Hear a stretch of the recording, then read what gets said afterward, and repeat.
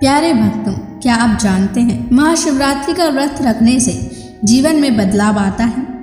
क्या यह व्रत हर समस्या का समाधान कर सकता है? प्यारे भक्तों, क्या आप चाहते हैं कि शिवरात्रि पर आपकी सभी मनोकामनाएं पूरी हों? क्या आप भोलेनाथ की कृपा से धन, संतान और उन्नति चाहते हैं? तो प्यारे भक्तों, महाशिवरात्रि के दिन धन, संतान और सफलता प्राप्त करने के लिए एक ऐसा महामंत्र है जिस मंत्र के जाप या श्रवण करने मात्र से ही धन और समृद्धि की प्राप्ति होती है। व्यापार और नौकरियों में अपार सफलता मिलती है, मन को शांति और आत्मिक ऊर्जा प्राप्त होती है, घर परिवार की सभी समस्या दूर हो जाती है, विवाह, संतान और करियर से जुड़े सभी संकट समाप्त हो जाते हैं। महाशिवरात्रि को महापर्व माना जाता है, इसलिए प्यारे भक्तों, ऐसी मान्यता भी है कि जिस भी भक्त ने इस महामंत्र का महाशिवरात्रि के महापर्व पर जाप या श्रवण किया तो उसको महादेव की असीम कृपा प्राप्त होती है और उसकी सभी मनोकामनाएं पूरी होती हैं। इसलिए प्यारे भक्तों, इस महामंत्र का जाप अवश्य करें और भगवान शिव का आशीर्वाद प्राप्त करने के लिए इस वीडियो को लाइक और चैनल को सब्सक्राइब जरूर कर दीजिए और कमेंट बॉक्स में हर हर महादेव अवश्य लिख दीजिए। तो चलिए भक्तों, मंत्र का जाप करना प्रारंभ करते हैं। ओम हां जूं सह महाकालाय मृत्युंजयाय त्रिनेत्राय स्वाहा। ओम हां जूं सह महाकालाय मृत्युंजयाय त्रिनेत्राय स्वाहा। ओम हां जूं सह महाकालाय मृत्युंजयाय त्रिनेत्राय स्वाहा। ओम हां जूं सह महाकालाय मृत्युंजयाय त्रिनेत्राय स्वाहा। ओम हां जूं सह महाकालाय मृत्युंजयाय त्रिनेत्राय स्वाहा। ओम हां जूं सह महाकालाय मृत्युंजयाय त्रिनेत्राय स्वाहा। ओम हां जूं सह महाकालाय मृत्युंजयाय त्रिनेत्राय स्वाहा। ओम हां जूं सह महाकालाय मृत्युंजयाय त्रिनेत्राय स्वाहा। ओम हां जूं सह महाकालाय मृत्युंजयाय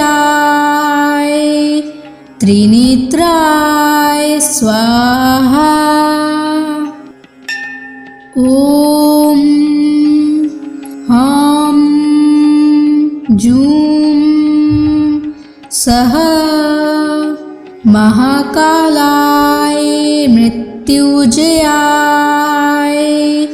त्रिनेत्राय स्वाहा। ॐ ह्रां जूं सः महाकालाय मृत्युंजयाय त्रिनेत्राय स्वाहा।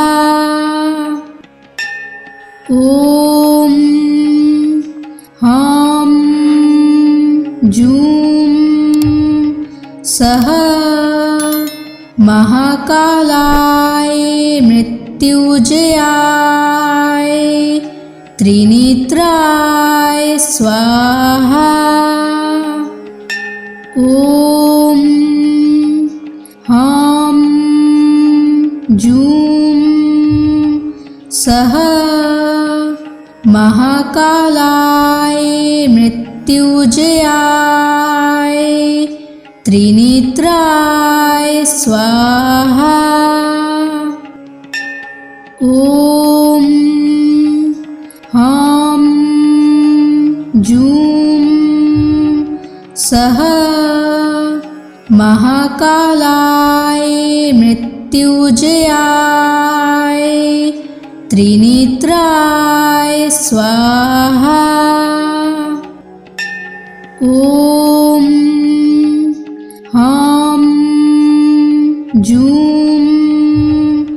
सः महाकालाय मृत्युंजयाय त्रिनेत्राय स्वाहा। ॐ ह्रां जूं सः महाकालाय मृत्युंजयाय त्रिनेत्राय स्वाहा। ॐ ह्रां जूं सः महाकालाय मृत्युंजयाय त्रिनेत्राय स्वाहा। ॐ ह्रां जूं सः महाकालाय मृत्युंजयाय त्रिनेत्राय स्वाहा। ॐ ह्रां जूं सः महाकालाय मृत्युंजयाय त्रिनेत्राय स्वाहा। ॐ ह्रां जूं सः महाकालाय मृत्युंजयाय त्रिनेत्राय स्वाहा। ॐ ह्रां जूं सः महाकालाय मृत्युंजयाय त्रिनेत्राय स्वाहा। ॐ ह्रां जूं सः महाकालाय मृत्युंजयाय त्रिनेत्राय स्वाहा। ॐ ह्रां जूं सः महाकालाय मृत्युंजयाय त्रिनेत्राय स्वाहा। ॐ ह्रां जूं सः महाकालाय मृत्युंजयाय मृत्युजयाय त्रिनेत्राय स्वाहा। ॐ ह्रां जूं सः महाकालाय मृत्युजयाय त्रिनेत्राय स्वाहा। ॐ ह्रां जूं सः महाकालाय मृत्युजयाय त्रिनेत्राय स्वाहा। ॐ ह्रां जूं सः महाकालाय मृत्युजयाय त्रिनेत्राय स्वाहा। ॐ ह्रां जूं सः महाकालाय मृत्युजयाय त्रिनेत्राय स्वाहा। ॐ ह्रां जूं सः महाकालाय मृत्युजयाय त्रिनेत्राय स्वाहा। ॐ ह्रां जूं सः महाकालाय मृत्युजयाय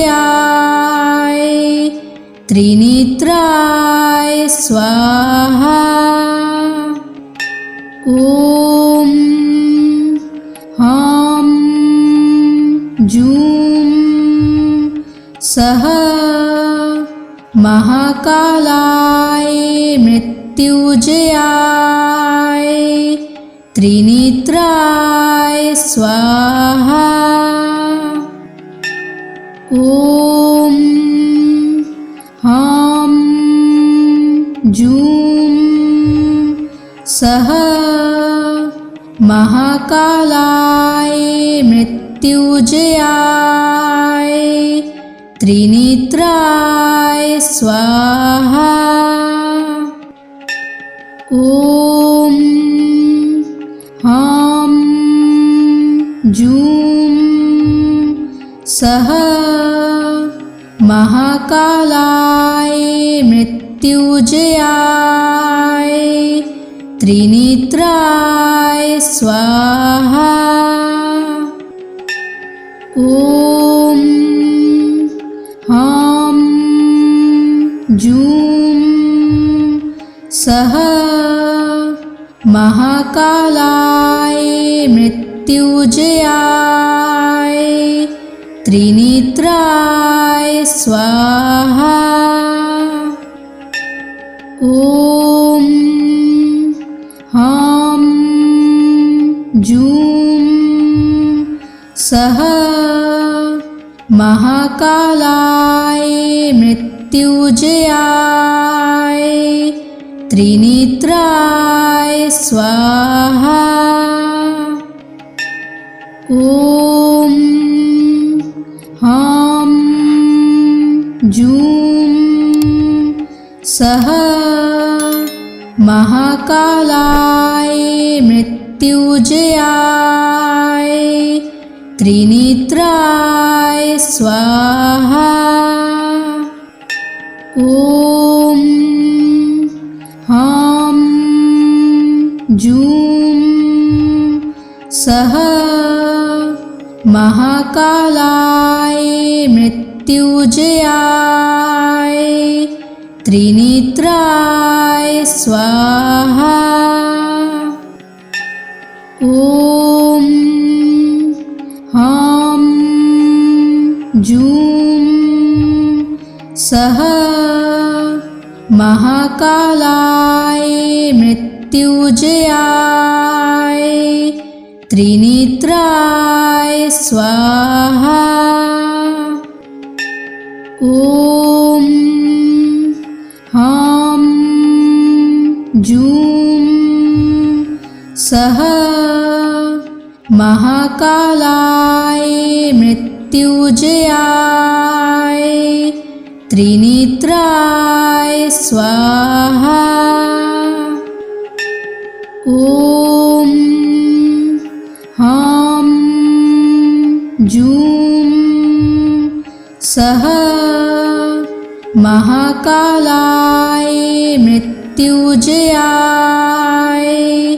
त्रिनेत्राय स्वाहा। ॐ ह्रां जूं सः महाकालाय मृत्युंजयाय त्रिनेत्राय स्वाहा। ॐ ह्रां जूं सः महाकालाय मृत्युंजयाय त्रिनेत्राय स्वाहा। ॐ ह्रां जूं सः महाकालाय मृत्युंजयाय त्रिनेत्राय स्वाहा। ॐ ह्रां जूं सः महाकालाय मृत्युंजयाय त्रिनेत्राय स्वाहा। ॐ ह्रां जूं सः महाकालाय मृत्युंजयाय त्रिनेत्राय स्वाहा। ॐ ह्रां जूं सः महाकालाय मृत्युंजयाय त्रिनेत्राय स्वाहा। ॐ ह्रां जूं सः महाकालाय मृत्युंजयाय त्रिनेत्राय स्वाहा। ॐ ह्रां जूं सः महाकालाय मृत्युंजयाय त्रिनेत्राय स्वाहा। ॐ ह्रां जूं सः महाकालाय मृत्युंजयाय त्रिनेत्राय स्वाहा। ॐ ह्रां जूं सः महाकालाय मृत्युंजयाय त्रिनेत्राय स्वाहा। ॐ ह्रां जूं सः महाकालाय मृत्युंजयाय त्रिनेत्राय स्वाहा। ॐ ह्रां जूं सः महाकालाय मृत्युंजयाय त्रिनेत्राय स्वाहा। ॐ ह्रां जूं सः महाकालाय मृत्युंजयाय त्रिनेत्राय स्वाहा। ॐ ह्रां जूं सः महाकालाय मृत्युंजयाय त्रिनेत्राय स्वाहा। ॐ ह्रां जूं सः महाकालाय मृत्युंजयाय त्रिनेत्राय स्वाहा। ॐ ह्रां जूं सः महाकालाय मृत्युंजयाय त्रिनेत्राय स्वाहा। ॐ ह्रां जूं सः महाकालाय मृत्युंजयाय त्रिनेत्राय स्वाहा। ॐ ह्रां जूं सः महाकालाय मृत्युंजयाय त्रिनेत्राय स्वाहा। ॐ ह्रां जूं सः महाकालाय मृत्युंजयाय त्रिनेत्राय स्वाहा। ॐ ह्रां जूं सः महाकालाय मृत्युंजयाय त्रिनेत्राय स्वाहा। ॐ ह्रां जूं सः महाकालाय मृत्युंजयाय त्रिनेत्राय स्वाहा। ॐ ह्रां जूं सः महाकालाय मृत्युंजयाय त्रिनेत्राय स्वाहा। ॐ ह्रां जूं सः महाकालाय मृत्युंजयाय त्रिनेत्राय स्वाहा। ॐ ह्रां जूं सः महाकालाय मृत्युंजयाय त्रिनेत्राय स्वाहा। ॐ ह्रां जूं सः महाकालाय मृत्युंजयाय त्रिनेत्राय स्वाहा। ॐ ह्रां जूं सः महाकालाय मृत्युंजयाय त्रिनेत्राय स्वाहा।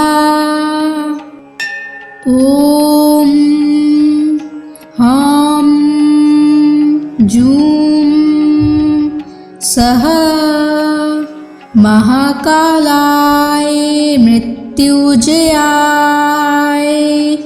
त्रिनेत्राय स्वाहा। ॐ ह्रां जूं सः महाकालाय मृत्युंजयाय त्रिनेत्राय स्वाहा। ॐ ह्रां जूं सः महाकालाय मृत्युंजयाय त्रिनेत्राय स्वाहा। ॐ ह्रां जूं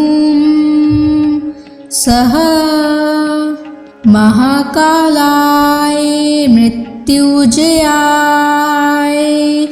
त्रिनेत्राय स्वाहा। ॐ ह्रां जूं सः महाकालाय मृत्युंजयाय त्रिनेत्राय स्वाहा। ॐ ह्रां जूं सः महाकालाय मृत्युंजयाय त्रिनेत्राय स्वाहा। ॐ ह्रां जूं सः महाकालाय मृत्युंजयाय त्रिनेत्राय स्वाहा। ॐ ह्रां जूं सः महाकालाय मृत्युंजयाय त्रिनेत्राय स्वाहा। ॐ ह्रां जूं सः महाकालाय मृत्युंजयाय त्रिनेत्राय स्वाहा। ॐ ह्रां जूं सः महाकालाय मृत्युंजयाय त्रिनेत्राय स्वाहा। ॐ ह्रां जूं सः महाकालाय मृत्युंजयाय त्रिनेत्राय स्वाहा। ॐ ह्रां जूं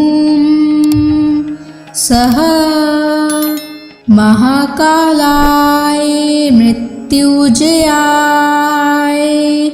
त्रिनेत्राय स्वाहा। ॐ ह्रां जूं सः महाकालाय मृत्युंजयाय त्रिनेत्राय स्वाहा। ॐ ह्रां जूं सः महाकालाय मृत्युजयाय त्रिनेत्राय स्वाहा। ॐ ह्रां जूं सः महाकालाय मृत्युजयाय त्रिनेत्राय स्वाहा। ॐ ह्रां जूं सः महाकालाय मृत्युजयाय त्रिनेत्राय स्वाहा।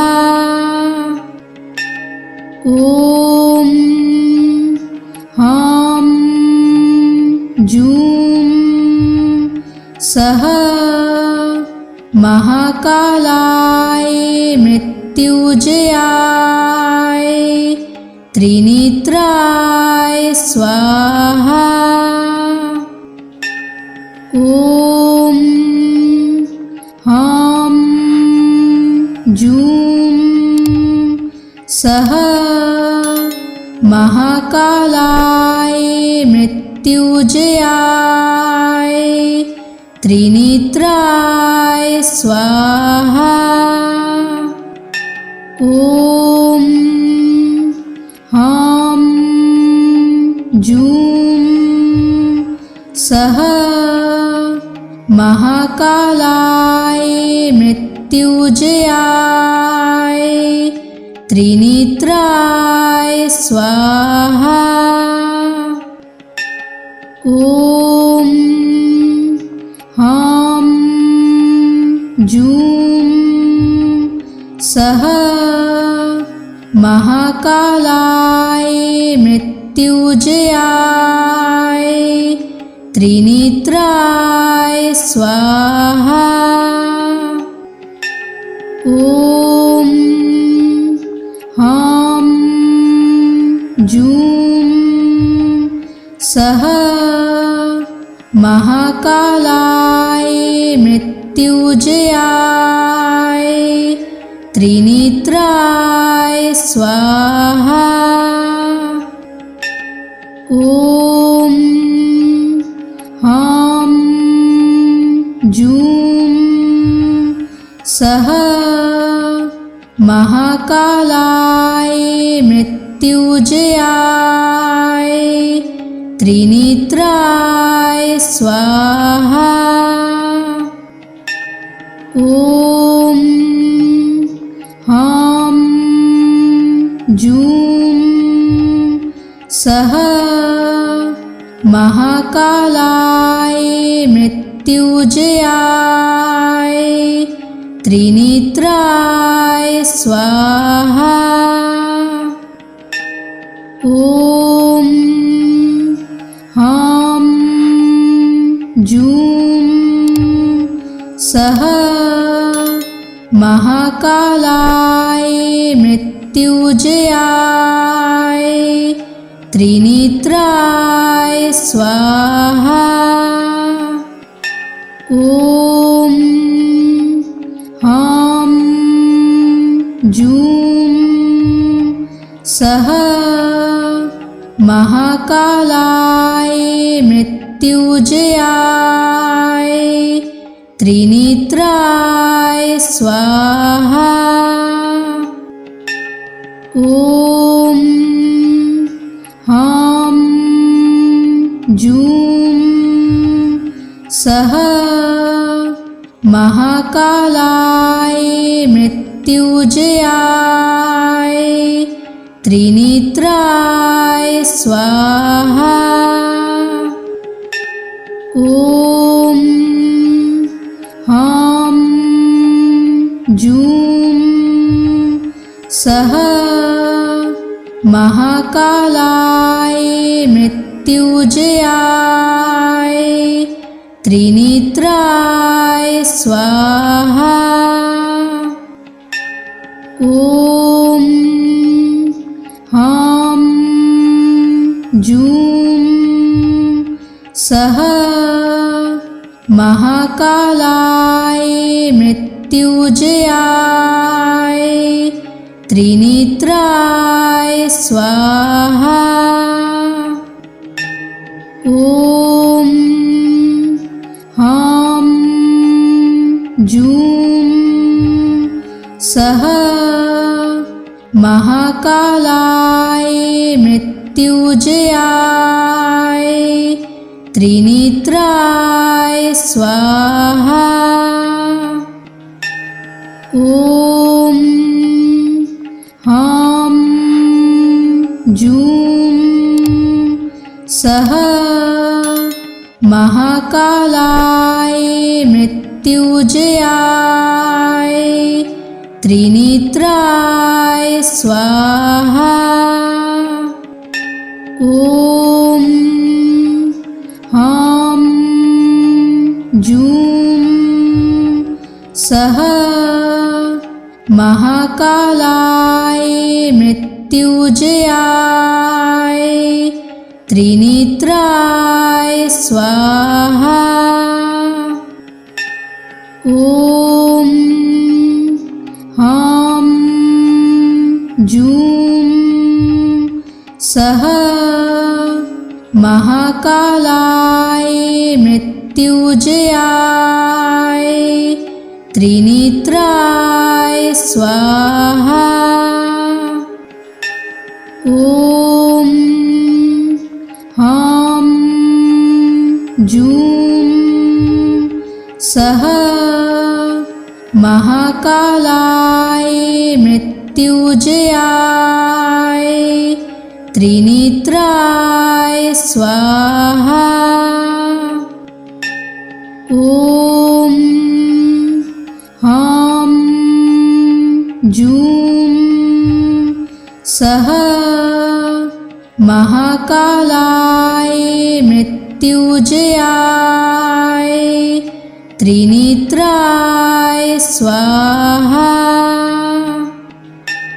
ॐ ह्रां जूं सः महाकालाय मृत्युंजयाय त्रिनेत्राय स्वाहा। ॐ ह्रां जूं सः महाकालाय मृत्युंजयाय त्रिनेत्राय स्वाहा। ॐ ह्रां जूं सः महाकालाय मृत्युंजयाय त्रिनेत्राय स्वाहा। ॐ ह्रां जूं सः महाकालाय मृत्युंजयाय त्रिनेत्राय स्वाहा। ॐ ह्रां जूं सः महाकालाय मृत्युंजयाय त्रिनेत्राय स्वाहा। ॐ ह्रां जूं सः महाकालाय मृत्युंजयाय त्रिनेत्राय स्वाहा। ॐ ह्रां जूं सः महाकालाय मृत्युंजयाय त्रिनेत्राय स्वाहा। ॐ ह्रां सः महाकालाय मृत्युंजयाय त्रिनेत्राय स्वाहा। ॐ ह्रां जूं सः महाकालाय मृत्युंजयाय त्रिनेत्राय स्वाहा। ॐ ह्रां जूं सः महाकालाय मृत्युंजयाय त्रिनेत्राय स्वाहा। ॐ ह्रां जूं सः महाकालाय मृत्युंजयाय त्रिनेत्राय स्वाहा। ॐ ह्रां जूं सः महाकालाय मृत्युंजयाय त्रिनेत्राय स्वाहा। ॐ ह्रां जूं सः महाकालाय मृत्युंजयाय त्रिनेत्राय स्वाहा। ॐ ह्रां जूं सः महाकालाय मृत्युंजयाय त्रिनेत्राय स्वाहा। ॐ ह्रां जूं सः महाकालाय मृत्युंजयाय त्रिनेत्राय स्वाहा। ॐ ह्रां जूं सः महाकालाय मृत्युंजयाय त्रिनेत्राय स्वाहा। ॐ ह्रां जूं सः महाकालाय मृत्युंजयाय त्रिनेत्राय स्वाहा। ॐ ह्रां जूं सः महाकालाय मृत्युंजयाय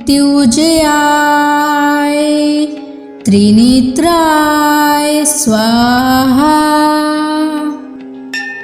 ॐ ह्रां जूं सः महाकालाय मृत्युंजयाय त्रिनेत्राय स्वाहा। ॐ ह्रां जूं सः महाकालाय मृत्युंजयाय त्रिनेत्राय स्वाहा। ॐ ह्रां जूं सः महाकालाय मृत्युंजयाय त्रिनेत्राय स्वाहा। ॐ ह्रां जूं सः महाकालाय मृत्युजयाय त्रिनेत्राय स्वाहा। ॐ ह्रां जूं सः महाकालाय मृत्युजयाय त्रिनेत्राय स्वाहा। ॐ ह्रां जूं सः महाकालाय मृत्युजयाय त्रिनेत्राय स्वाहा। ॐ ह्रां जूं सः महाकालाय मृत्युजयाय त्रिनेत्राय स्वाहा। ॐ ह्रां जूं सः महाकालाय मृत्युजयाय त्रिनेत्राय स्वाहा। ॐ ह्रां जूं सः महाकालाय मृत्युजयाय त्रिनेत्राय स्वाहा। ॐ ह्रां जूं सः महाकालाय मृत्युजयाय त्रिनेत्राय स्वाहा। ॐ ह्रां जूं सः महाकालाय मृत्युजयाय त्रिनेत्राय स्वाहा। ॐ ह्रां जूं सः महाकालाय मृत्युजयाय त्रिनेत्राय स्वाहा। ॐ ह्रां जूं सः महाकालाय मृत्युजयाय त्रिनेत्राय स्वाहा। ॐ ह्रां जूं सः महाकालाय मृत्युजयाय त्रिनेत्राय स्वाहा। ॐ ह्रां जूं सः महाकालाय मृत्युजयाय त्रिनेत्राय स्वाहा। ॐ ह्रां जूं सः महाकालाय मृत्युजयाय त्रिनेत्राय स्वाहा। ॐ ह्रां जूं सः महाकालाय मृत्युजयाय त्रिनेत्राय स्वाहा। ॐ ह्रां जूं सः महाकालाय मृत्युंजयाय त्रिनेत्राय स्वाहा। ॐ ह्रां जूं सः महाकालाय मृत्युंजयाय त्रिनेत्राय स्वाहा।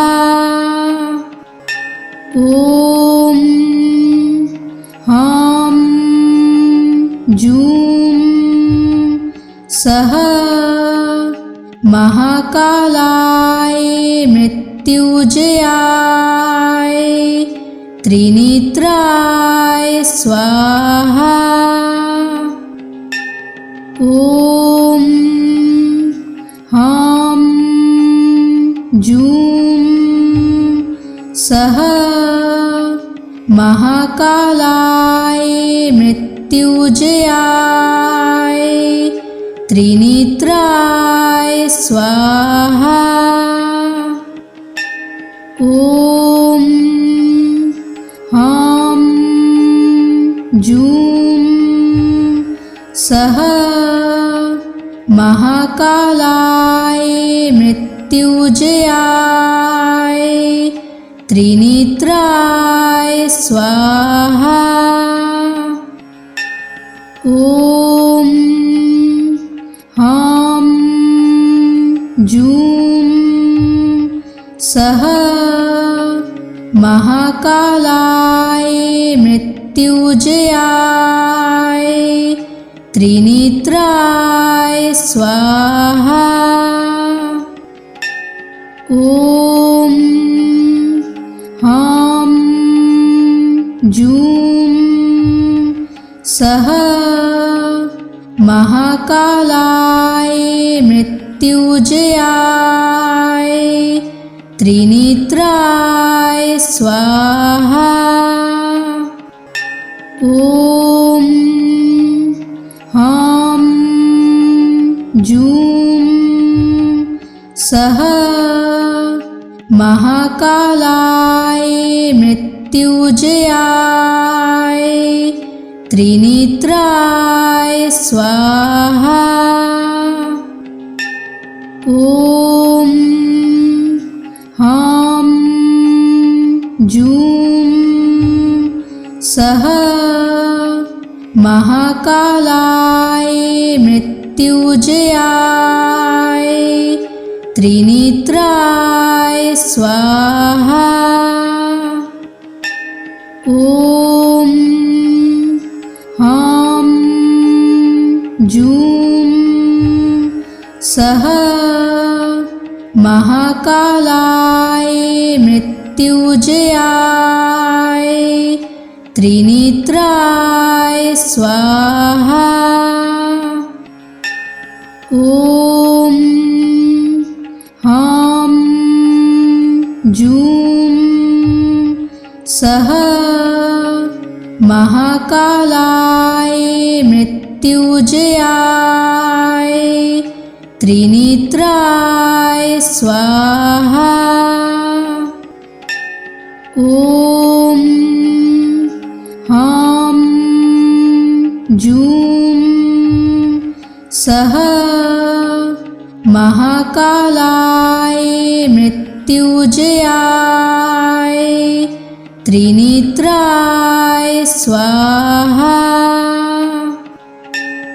ॐ ह्रां जूं सः महाकालाय मृत्युंजयाय त्रिनेत्राय स्वाहा।